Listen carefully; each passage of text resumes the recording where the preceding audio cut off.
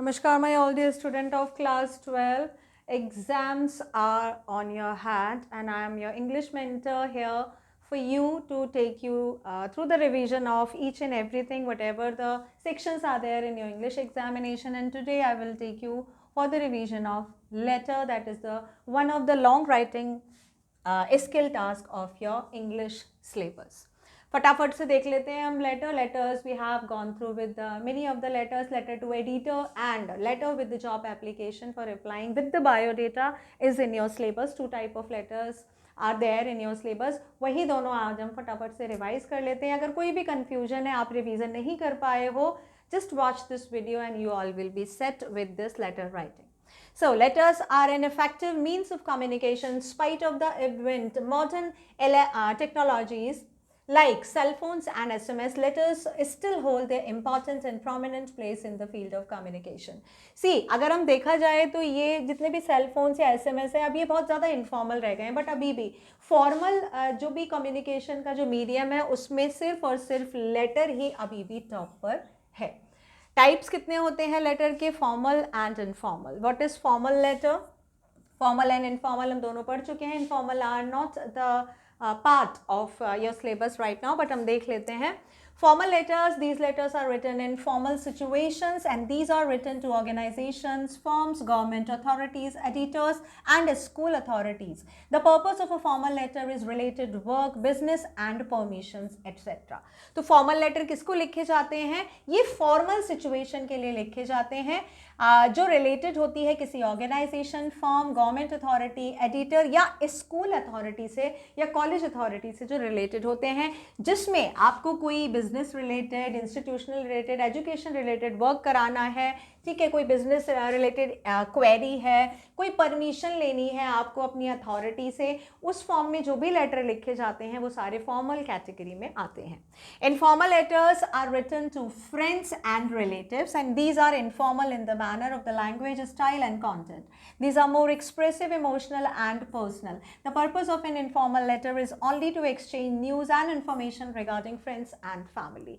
तो मेन ज़्यादा फोकस होता है इनफॉर्मल लेटर का अपने फ्रेंड्स, रिलेटिव एंड फैमिली पे. ठीक है, इनसे रिलेटेड ये ज़्यादा कैसे होते हैं? मीन्स ये बहुत फॉर्मल इसमें लैंग्वेज होती है, एक्सप्रेशन प्री डिफाइंड होते हैं, सेट होते हैं, आपको वही लिखने होते हैं, अपने मन से आप नहीं लिख सकते हो. But in informal letter you can pour out your expressive emotions and your personal feelings या पर्सनल टॉक्स जो हैं आप उसमें लिख सकते हो. So this is the difference between formal and informal. हमारे कोर्स में क्या है? हमारे कोर्स में फॉर्मल लेटर है, हम यही पढ़ेंगे. 2 तरह के हैं, letter to editor and for applying the job.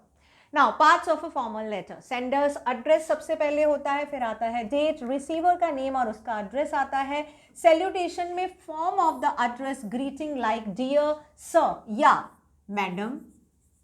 यहाँ पे मैम नहीं लिखेंगे, काफ़ी लोग लिखते हैं, वो नहीं लिखेंगे. या आप लिख सकते हो रेस्पेक्टेड. ठीक है, रेस्पेक्टेड लिख सकते हो, या आप सिर्फ सर और मैडम भी लिख सकते हो. कोई ज़रूरत नहीं है, अगर आपको ये एडजेक्टिव नहीं लगा रहे हो, इट्स फाइन. ठीक है, रिस्पेक्टेड, डियर कुछ भी नहीं लिख रहे हो तो आप सिर्फ सर या मैडम लिख सकते हो.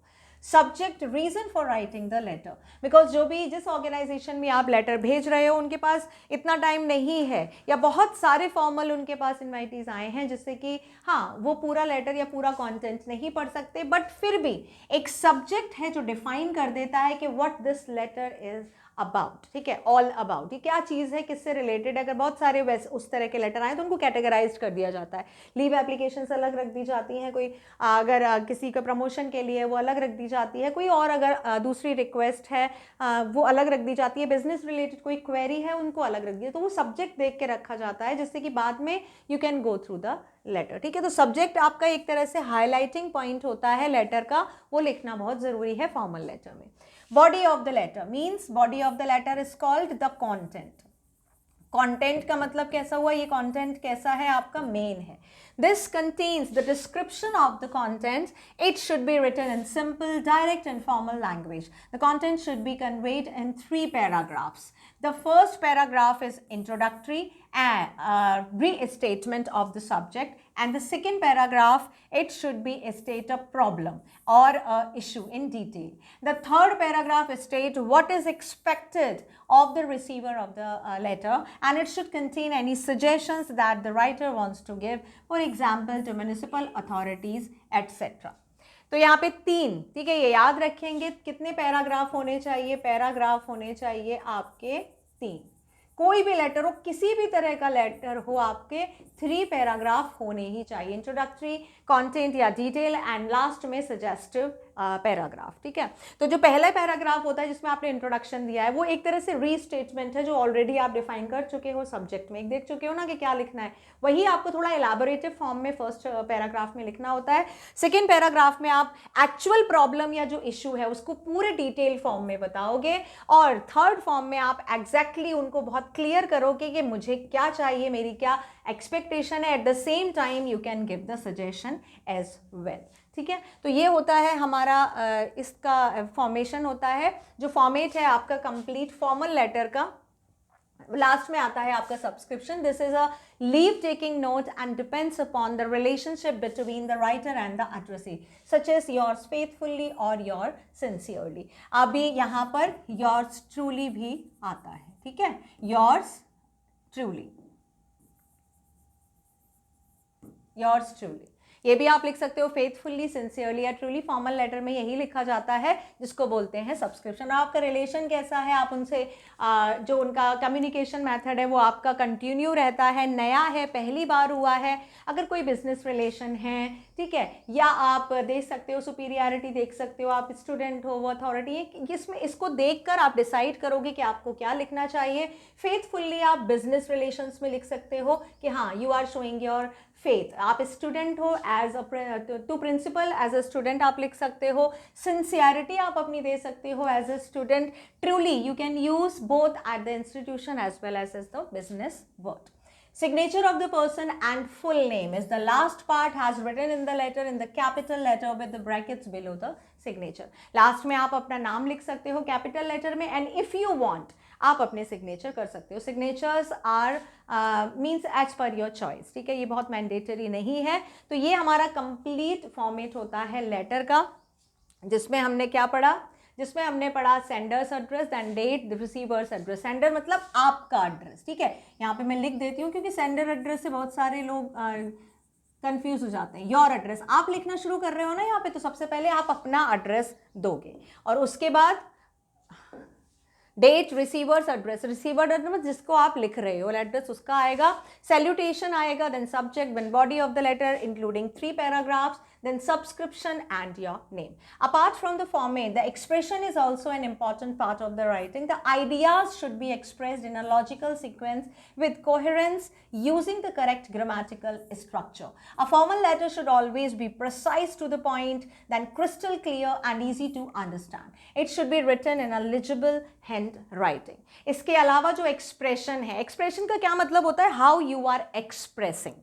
एक्सप्रेसिंग इज कॉल्ड, आपके मन में जो भी चीज़ें आ रही हैं आप उनको कैसे लिख रहे हो। बातें करने में, कन्वर्सेशन में हम तो कुछ भी बोल देते हैं, कैसे भी बोल देते हैं, किसी को भी उसका रिएक्शन कैसा होगा, उसको कैसा फील होगा नहीं सोचते हैं हम, ठीक है। बट आप जब लिख रहे हो means you are living some evidence for the future as well, आप इस तरह के एविडेंस छोड़ रहे हो, तो वहाँ पे, और वो भी फॉर्मल सिचुएशन में, तो उस टाइम पे आप जो भी एक्सप्रेशन अपने पोर आउट कर रहे हो इन रिटन फॉर्मेट, वो बहुत ही ज़्यादा सेट या प्री डिफाइंड होना चाहिए, ठीक है, और उसी के बेस पे ही आपको एक्सप्रेशंस के मार्क्स मिलते हैं। We have already discuss the marking scheme of this letter, you have that video with you. So formal letter जो भी होना चाहिए वो कैसा होना चाहिए, बहुत प्रिसाइज, ठीक है, एकदम स्पेसिफिक होना चाहिए, टू द पॉइंट होना चाहिए, क्रिस्टल क्लियर, आपको जो चीज़ चाहिए बिल्कुल to the point crystal clear उसमें होनी चाहिए, एंड और इजी टू अंडरस्टैंड, बहुत ज़्यादा हाई फाई या बहुत सोफेस्टिकेटेड या बहुत फिगरेटिव लैंग्वेज नहीं होनी चाहिए, ठीक है। आगे देखते हैं, लेटर टू द एडिटर। अब हम देखते हैं कि ये फॉर्मेट हमको किस में डालना है, letter to editor, this is the part of your syllabus. Sender's address और एग्जामिनेशन हॉल, क्वेश्चन में अगर नहीं लिखा हुआ है कोई एड्रेस कि you are this and living here, belong to this city, अगर नहीं लिखा हुआ है तो आप एग्जामिनेशन हॉल लिख सकते हो, उसके बाद डेट, मतलब यही लिखना है आपको, एग्जैक्टली यही लिखना है, एग्जामिनेशन हॉल, ऐसे ही लिखा जाता है एग्जामिनेशन हॉल, और कुछ भी लिखने की आपको ज़रूरत नहीं है। ज़्यादा से ज़्यादा आप सिटी लिख सकते हो, एग्जामिनेशन हॉल, उस और नेक्स्ट लाइन में आप लिख सकते हो जयपुर, ठीक है। एंड देन डेट आ जाएगी द एडिटर, टू बिल्कुल नहीं लिखेंगे। जो लोग भी अभी तक टू लिखते हुए आ रहे हैं एग्जाम में, प्लीज़ डोंट राइट टू नहीं लिखना है। अगर टू लिखते हैं तो वहाँ से स्टार्टिंग होता है, you are already giving your address, ठीक है, तो यहाँ पे टू नहीं, द एडिटर से स्टार्ट करेंगे। नेम ऑफ द न्यूज़पेपर और एड्रेस, सैल्यूटेशन डियर सर और डियर मैडम, उसके बाद सब्जेक्ट आएगा, बॉडी ऑफ द लेटर आएगा including 3 paragraphs, then leave 1 line between the paragraphs, start fresh paragraph from the margin, and then last में आ जाएगा yours फेथफुल्ली, और यहाँ आएगा आपका नेम इन कैप्स, ठीक है। कैप्स में अगर नाम आप लिख रहे हो, उसके बाद इफ़ यू वांट, आप चाहो ना चाहो आप क्या लिख सकते, I am so sorry again and again, ये यहाँ पर क्या आ जाएगा आपका सिग्नेचर, ठीक है। तो यहाँ पे आप लिख सकते हो सिग्नेचर, सिग्नेचर अगर आपने किए हैं तो आप यहाँ पे सिग्नेचर लिख सकते हो, कैप्स में आपका नाम आ जाएगा, ठीक है। तो ये एडिटर के बाद जहाँ का भी जो भी उसका एड्रेस है जो दिया गया है वो हमको लिखना है। चलो ये देखते हैं एक example. Write a letter to the editor of national herald new Delhi about water scarcity in your locality, suggesting ways to improve the position of water supply. You are Ramnath और रीमा ऑफ गाजियाबाद। आपका एड्रेस यहाँ पर नहीं दिया गया है, तो आप कोई भी एड्रेस से स्टार्ट कर सकते हो। आप कौन हो, आप या तो रीमा हो या रामनाथ हो। यहाँ पे हमने सबसे पहले एड्रेस दिया, कोई भी एक लाइन लिख सकते हो। कहाँ पे हो आप, गाजियाबाद। डेट लिखनी है, उसके बाद April. And if you are writing, जब भी हम एग्जामिनेशन हॉल में लिखते हैं, earlier this was acceptable that you are not leaving any line, that is okay, but right now you can leave 1 line after each and every format और after each and every entry. तो यहाँ पे आपने ये लिख दिया, उसके बाद यहाँ पे लीव 1 लाइन, आप एक लाइन छोड़ सकते हो, डेट लिख सकते हो, उसके बाद अगेन लीव 1 लाइन। फिर हमने लिखा था एडिटर, किसके एडिटर हैं, वो था नेशनल हेराल्ड। आप किसको लिख रहे हो, एडिटर को लिख रहे हो। नेशनल हेराल्ड कहाँ के हैं, न्यू दिल्ली के हैं, वो हमने लिख दिया। पिन कोड लिखने की ज़रूरत नहीं है, ऑप्शनल है आपके लिए। उसके बाद हमने डायरेक्ट लिखा सर, उसके बीच में भी आपकी आएगी एक 1 लाइन। उसके बाद सर, सैल्यूटेशन के बाद अगेन लीव 1 लाइन। सब्जेक्ट आ गया आपका वाटर क्राइसिस इन कवि नगर। किसके बारे में लिख रहे हैं, वाटर स्कैसिटी के बारे में लिख रहे हैं ना, तो वाटर स्कैसिटी को हमने लेके लिख दिया। अगर आपको नहीं समझ आता है कि क्या लिखना है, आप ऐसे ही लिख दो, नो प्रॉब्लम। वाटर स्कैसिटी इन लोकेलिटी। अब यहाँ पे योर को आपको सिर्फ माई करना पड़ेगा, ठीक है। जब आप यहाँ पे अगर एज इट इज अपना सब्जेक्ट उतार रहे हो तो यहाँ पे माई लिख दो, वाटर स्कैसिटी इन माई लोकेलिटी, ठीक है। आप ऐसे लिख सकते हो अगर आप वर्ड नहीं चेंज कर पा रहे हो, वाटर क्राइसिस इन कविनगर। उसके बाद यहाँ से हम अपनी बॉडी पार्ट स्टार्ट करेंगे, इंट्रोडक्टिव पैरा, देन आपका डिटेल पैरा, और फिर suggestive paragraph. Through the columns of your esteem newspaper, I wish to draw your attention the concerned authorities towards the problem of this. अब आपको कौन सी line बिल्कुल by heart करनी है, लर्न करनी है, वो मैं यहाँ पे मार्क कर देती हूँ। ये जो फर्स्ट की 2 लाइन्स आपको दिख रही हैं, इनको अच्छे से लर्न करना है। अभी तक अगर लर्न नहीं की है, प्लीज़ लर्न इट, ठीक है। अब यहाँ पे जो भी प्रॉब्लम है उसको आप फिल कर देना। यहाँ पे प्रॉब्लम क्या थी, water scarcity in are locality.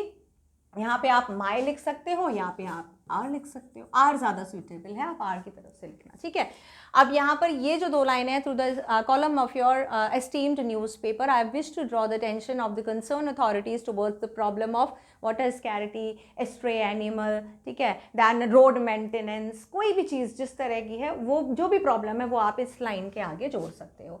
Problem of, यहाँ तक तो आपको पूरा लर्न करना है। यहाँ से एज इट इज़ ये लाइन आएगी हर लेटर में। जो भी आप लेटर एडिटर को लिख रहे हो उसमें एज इट इज, कोई भी क्वेश्चन हो, कोई भी प्रॉब्लम हो, एज इट इज ये दोनों लाइनें आ जाएंगी। इनको अच्छे से लर्न कर लेना। अब हम लिखते हैं उस प्रॉब्लम के बारे में थोड़ा सा detail. It is still early summer and resident are already facing acute water shortage in the area. The supply is cut off at 8:30 am in the morning and is restored only for half an hour in the evening between 6 to 7 pm. Since the timings are erratic, many people, especially the working couples, are unable to store the water.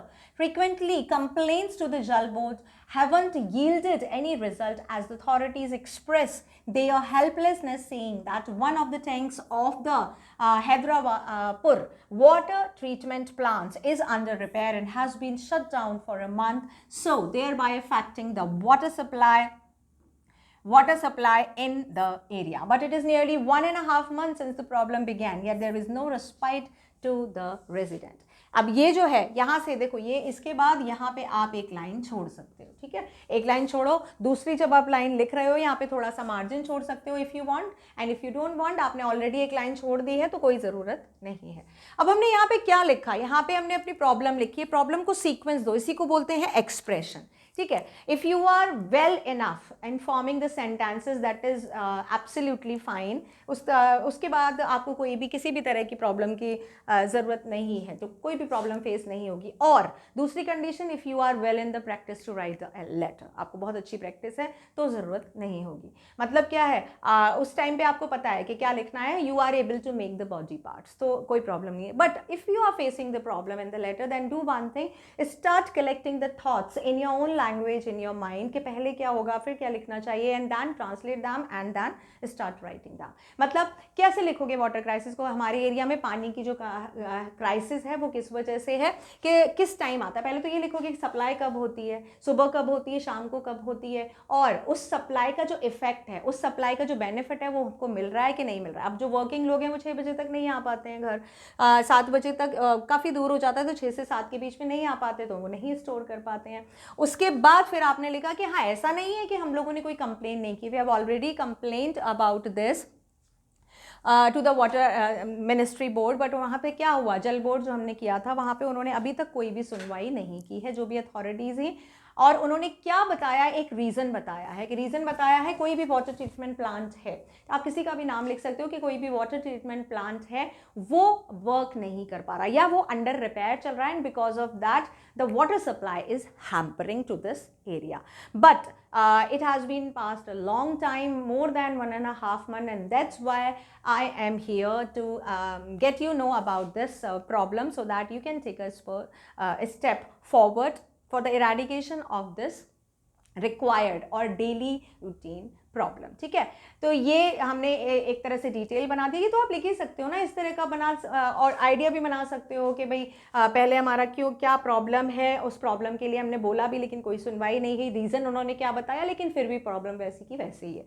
जब हमने ये कर दिया, last में हम क्या करेंगे, the जल board should in the mean time make the provision for the water tankers at the different hours of the day, HOURS, ठीक है, hours of the day. Also measures must be taken to expedite the repair work, and yours truly Ramnath और रीमा। आपने last में क्या किया है, ये हमारा क्या था, ये हमारा था इंट्रोडक्टरी, जो फर्स्ट पैराग्राफ था, हमारी जो 2 लाइनें थी, इसको क्या करना है, आपको लर्न करना है, एज इट इज लर्न करना है। ये क्या है हमारा, ये डिटेल्ड पार्ट है आपका, जहाँ पे आपने पूरी तरह से एलैबोरेट किया है, ठीक है। ये जो आपका डिटेल्ड पार्ट हो गया, ये क्या हो गया, ये आपका हो गया सजेस्टिव, ये सजेस्टिव पैराग्राफ हो गया, जहाँ पे आपने ओपिनियन दी है। आपकी तरफ से क्या होना चाहिए कि भाई ठीक है, रिपेयरिंग जब तक चले तो ठीक है, लेकिन ये ऐसी चीज़ें जो रुकनी नहीं चाहिए सप्लाई, तो आप इसके लिए कोई other measures you can be taken for the water supply in the different hours, so that the availability of the different colony developers can be there and they can avail the water supply, ठीक है। तो ये आपने suggestion दे दिया, and last में और कोई भी चीज़ लिखने की ज़रूरत नहीं है, बस आपको जो प्रॉब्लम थी एज इट इज़ आपने लिखी, उसके बाद कोई भी फिगरेटिव लैंग्वेज नहीं, सीधे आपने सब्सक्रिप्शन लिखा। यहाँ पर भी आप एक लाइन को गैप दे सकते हो, उसके बाद योर्स ट्रूली और यहाँ पे आपका नाम, ठीक है। यहाँ पे सिग्नेचर करने की कोई ज़रूरत ही नहीं, सिग्नेचर उस केस में ज़्यादा इंपॉर्टेंट है जब कोई हमको हमारे बिजनेस रिलेशन है, हमारा कंटिन्यूएशन रहता है लेटर एक्सचेंजिंग का। नेक्स्ट है आपका illicit liquor and anthrax. You are Hemant or Himakshi. Write a letter to the editor to Herald, New Delhi, expressing your anguish over the problem faced by the people due to illicit liquor and deadly chemicals like anthrax. Okay, तो यहाँ पे हमने ऊपर की जितनी भी थी हमने अपनी सारी फॉर्मेलिटी, सारी एंट्रीज कंप्लीट करके, and then introductory paragraph, detailed paragraph, and last में आपका आ जाता है suggestive paragraph, and this is your subscription, ठीक है। Go through this letter, and this is another letter for you that is related on another problem, and these are the practice questions. So 3-4 letters are there that you can go through with the इसी से ही आपकी practice हो जाएगी, no need to go for more samples, ठीक है। 3 4 6 आपके यहाँ पे ही प्रैक्टिस के हो जाएंगे, आराम से प्रैक्टिस कर लेना इसकी, and that will be fine for your exam. Now application for job and letters for job. Next type का आपका जो लेटर है वो है covering letter and biodata address given. इसमें क्या होता है, लेटर होता है और बायोडेटा होता है, इसके 2 पार्ट होते हैं। आपकी चॉइस आती है, ठीक है, as we have already discussed in the marking scheme. 2 letter आते हैं, letter to editor and this is for job application. Job application are picked up by rarely, okay, picked up by the student really, बहुत कम pickup करते हैं, क्योंकि इसमें 2 part होते हैं, लेटर भी लिखना होता है, बायोडेटा भी लिखना होता है। जितना ज़्यादा लिखोगे, जितना ज़्यादा फॉर्मेट फॉलो करना होगा, उतना ज़्यादा आपके मार्क्स की प्रॉब्लम होती है, लूज़ करने के चांसेस रहते हैं। But if you are in well practice, तो please opted, because examiner do want, examiner भी चाहते हैं, दे टू वांट कि कुछ कोई तो इस तरह की आंसर शीट आए जहाँ पे लगे कि हाँ बच्चे ने ये वाला चॉइस जो है वो ऑप्ट किया है। तो सबसे पहले इसमें कवरिंग लेटर बायोडेटा भी होता है। यहाँ पर आपको क्या लिखना है, एग्जामिनेशन हॉल, उसके बाद डेट लिखना है, personal manager, principal of the school या name of the company, school organisation जो भी है उसका एड्रेस लिखना है, डियर सर और मैडम, डियर आपके लिए ऑप्शनल है, सब्जेक्ट लिखना है application for the post of this, body of the letter. आप सबसे पहले जो आपका जॉब अप्लाई का है उसमें तो और कोई सब्जेक्ट होगा ही नहीं, उसमें तो यही होगा application for the post of this, जो भी आपकी पोस्ट उसमें निकली है बस वो पोस्ट लिखनी है, और उसके बाद क्या आ जाएगा आपका body of the letter, body is called, जो मेन पार्ट है लेटर का वो आ जाएगा। Refer to the advertisement, reason for applying and stating the suitability. आप अपने जो पैराग्राफ है उसको 3 पार्ट में डिवाइड करो, जैसे कि 3 पैराग्राफ लिखने होते हैं, लेकिन यहाँ पे जो लेटर का जो बॉडी पार्ट होगा as compare to the letter to editor वो छोटा होगा, क्योंकि इसमें आप बायोडेटा भी अटैच कर रहे हो, ठीक है। तो रेफरिंग टू द एडवर्टाइजमेंट, आपको कैसे रेफर हुआ एडवर्टाइजमेंट के बारे में, क्यों अप्लाई कर रहे हो, रीजन क्या है, और आप कैसे इसके लिए स्विटेबल हो, उसके लिए आपको स्टेट करना है। उसके बाद आपका आ जाता है यहाँ पे सब्सक्रिप्शन, फेथफुल्ली लिखना चाहते हो, then signature and name and enclosure, ये वाली जो है ये आपको लर्न करनी है। यहाँ पर ये हेडिंग आती है जिसमें आपका बायोडेटा, रेफरेंस एंड टेस्टिमोनियल, ये सारी चीज़ें होती हैं। इफ़ यू आर ऑप्टिंग और चूजिंग दिस, तो आपको प्रैक्टिस करनी पड़ेगी, क्योंकि बायोडेटा का इन सब चीज़ों का एक फॉर्मेट होता है, ऐसे ही आप नहीं लिख सकते हो। बायोडेटा में आपका नेम आएगा, father's name, address, date of birth, age, educational qualification, उसके बाद आपकी कंप्लीट एजुकेशनल डिटेल्स हैं वो आ जाती हैं। रेफरेंस आपको दो का देना पड़ता है, उसका नाम, उसका डेजिग्नेशन और institution. Reference number 2, name, designation and institution. Place में आप सिटी का नाम लिखोगे, आज की डेट लिखोगे, अपने सिग्नेचर और आपके नेम आएंगे। अब जैसे अगर आपको ये प्रॉपर फॉर्मेट बनाना है, आपको ये जॉब बायोडेटा का, तो ऑब्वियसली आप हाथ से तो नहीं लिख सकते हो, वो फिर बहुत ज़्यादा क्लमजी लगने लगता है, ठीक है। तो you must have the ruler in your hand. अगर आप अच्छी प्रैक्टिस में हो बायोडेटा एंड लेटर को साथ में लिखने के, तो फिर ठीक है, मतलब एक पेज पे आपका पूरा लेटर आ जाएगा, ज़्यादा से ज़्यादा 3-4 लाइन्स वहाँ पे कैरी फॉरवर्ड हो जाएगा आगे के पेज पे, उसी पेज से आप फिर बायोडेटा स्टार्ट कर दो। बायोडेटा जब आप स्टार्ट करोगे ना, वहाँ पे आपको लिखना होगा बायोडेटा, ठीक है। और इधर जितनी भी हेडिंग हमने लिखी है, यहाँ पे आपका लेटर खत्म हो गया है, ठीक है, लेटर का पार्ट यहाँ खत्म। यहाँ से आप क्या लिखोगे, अगर मान लो आपका एक पेज में लेटर आ जाता है, ठीक है, तो उसी पेज में नीचे आप लिखोगे इनक्लोजर। इनक्लोजर मतलब क्या क्या आपने उसमें अटैच किया है, ठीक है। इनक्लोजर का मतलब क्या हुआ, अटैच्ड क्या क्या है, वहां पे आपके जितने भी चीज़ें हैं उनमें क्या क्या अटैच्ड है, जो आपने किया है, क्या क्या अटैच है। भाई बायोडेटा है मेरा, बायोडेटा के साथ रेफरेंस भी है और टेस्टिमोनियल भी है। अगर और कोई रिकॉर्ड है, अब इतना टाइम ही नहीं होता है, तो बस ये 3 चीज़ें हम लिख देंगे, और उसके बाद ये हमारा बायोडेटा का क्या है, पूरा फॉर्मेट है। अब बायोडेटा के फॉर्मेट के लिए इट्स बेटर, लेटर को कवर नहीं करना होता है किसी भी बॉक्स में, कोई ज़रूरत नहीं है, लेकिन जो बायोडेटा होता है उसमें आपको पूरा फॉर्मेट बनाना पड़ेगा। Biodata should be covered in proper format. Letter format में आप जैसा लेटर लिखते हो टुवर्ड्स लेफ्ट अलाइनमेंट, बिल्कुल वैसे ही लिखना है।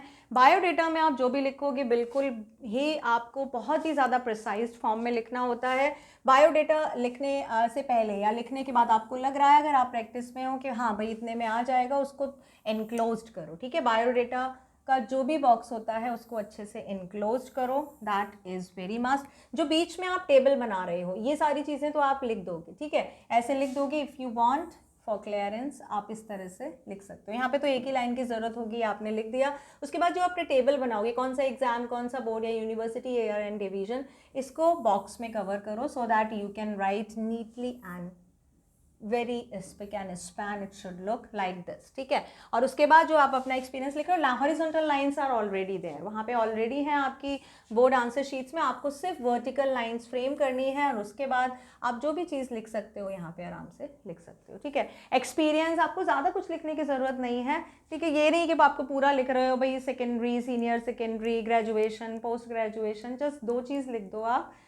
उसमें जो भी आपने किया है, आपकी ग्रेजुएशन की डिग्री लिख दो, पोस्ट ग्रेजुएशन है अगर वो लिख दो, और उसके बाद आपका जो एक्सपीरियंस है, अगर आपने जहाँ पे भी काम किया है वो एक्सपीरियंस आपको यहाँ पे लिखना होता है, ठीक है। तो यहाँ पे अपना आपने जैसे कि मान लो सीनियर सेकेंडरी लिख दिया एक लाइन में, एक लाइन में हमने ग्रेजुएशन लिख दिया, एक लाइन में हमने अपना एक्सपीरियंस लिख दिया। अब जो भी चीज़ आपने जिस ईयर में किया है वो हमने यहाँ पर लिख दिया, और उसके बाद रेफरेंस में आप किसी का भी नाम दे सकते हो यहाँ पे, मतलब किसी का भी, जनरल आपको कुछ जिसका भी नाम देना है। उस टाइम पे रेफरेंस में इतना ज़्यादा नहीं देखा जाता है, बस आपने नाम किसका लिखा है, किसी का नाम, उसका कोई डेजिग्नेशन लिख दो, कोई अच्छी सी पोस्ट लिख सकते हैं उसकी कि कौन है भाई, किसी भी वाटर सप्लाई मिनिस्टर हैं, या फिर आपके अगर किसी में रहते हैं LIC डिवीज़न में काम करते हैं, ठीक है, या आप बोल सकते हो कि फूड एंड न्यूट्रिशन डिपार्टमेंट में काम करते हैं, MHRD में काम, किसी में भी जो आपका एक तरह से लगता है कि हाँ ये सरकारी ऑफिसर हैं या कोई अच्छी पोस्ट ओन करते हैं, कोई स्पोर्ट्स पर्सनालिटी हो सकते हैं, कोई बिजनेस पर्सनालिटी हो सकते हैं, ठीक है, सोशल पर्सनालिटी हो सकते हैं, उनका नाम लिख दिया, डेजिग्नेशन लिख दिया और उनके ऑर्गेनाइजेशन का नाम लिख दिया। इंस्टीट्यूशन का मतलब यहाँ पे इंस्टीट्यूशन या आप बोल सकते हो ऑर्गेनाइजेशन, ठीक है। तो इनमें से किसी का भी जहाँ पे भी वो काम करते हैं वो दे दिया। फ़ोन और नंबर लिखने का इतना ज़रूरत नहीं है, बस 3 लाइन बहुत है। आपने सिटी का नाम लिखा, आज की डेट लिख लिया, आपका नाम और sign, and this should be enclosed in a box. तो ये ध्यान रखेंगे, ठीक है, कि यहाँ पे 2 पार्ट होते हैं इसके, जिसके लिए आपको थोड़ी सी प्रैक्टिस करनी होगी। अगर आप प्रैक्टिस में हो तभी ये ऑप्ट करना, otherwise letter to editor is best for you. Now here, draft an application for the post of an accountant in Pioneers of Private Limited Company, Hyderabad, in response to their advertisement that appeared in the Times of India dated 1st August 2000. Prepare a biodata to be enclosed and you are Nipun or Aparna. अब यहाँ पे सबसे पहले हम क्या देखेंगे, post किसकी है भाई, अकाउंटेंट की है। कहाँ पे है, इस कंपनी में है। वो कंपनी कहाँ है, हैदराबाद में है। एडवर्टाइजमेंट कब अपीयर हुआ था भाई, 1 अगस्त को हुआ था, और इसमें हमको बायोडेटा भी इनक्लोज करना है।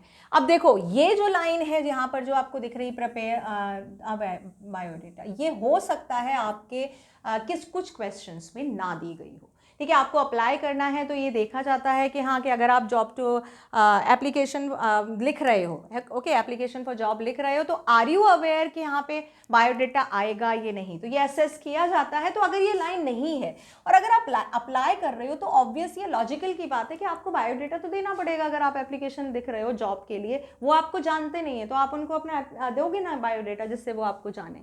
तो अगर ये लाइन नहीं भी है कि बायोडेटा इनक्लोज करना है या लिखना है, तो भी आपको बायोडेटा इसके साथ लिखना पड़ेगा। चलो अब स्टार्ट करते हैं। सबसे पहले हम कौन है, निपुण और अपर्णा है। यहाँ पे कोई एड्रेस नहीं दिया गया है, हमने अपना एड्रेस यहाँ पे 3 लाइन का एड्रेस लिख लिया, ठीक है। उसके बाद हमने डेट डाल दी, डेट 1 अगस्त को हुआ था तो हम अगस्त 11 डाल दिया। अगर उसमें डेट आती है तो उसके अकॉर्डिंग आप डाल सकते हो, रिसेंट डेट ही आएगी। अगर रिसेंट डेट नहीं आती तो मंथ आप रिसेंट रख सकते हो कि भाई इतने तारीख को एडवर्टाइजमेंट जो है वो पब्लिश हुआ। ऐसा नहीं कि आपने ईयर ही चेंज कर दिया। अब एडवर्टाइजमेंट तो कब हुआ था, 2021 में, आप लिख रहे हो ये 23, तो डेट का थोड़ा सा ध्यान रखेंगे तो लॉजिकल बात हो गई।